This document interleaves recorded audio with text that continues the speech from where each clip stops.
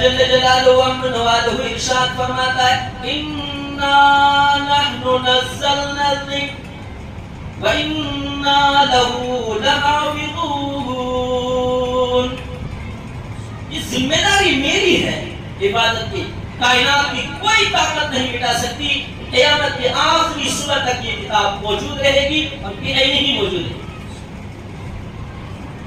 مشہور حدیث نبی پاک علیہ السلام نے ارشاد فرمایا خیرکم من تعلم القرآن وعلمہ.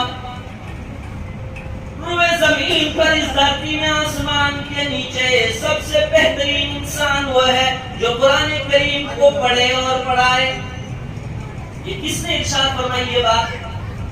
کائنات کے اولین اور آخرین کے سب سے خوبصورت سب سے حسین انسان ہم اور آپ کے پیغمبر جناب محمد رسول اللہ صلی اللہ علیہ وسلم نے یہ بات ارشاد فرمائی.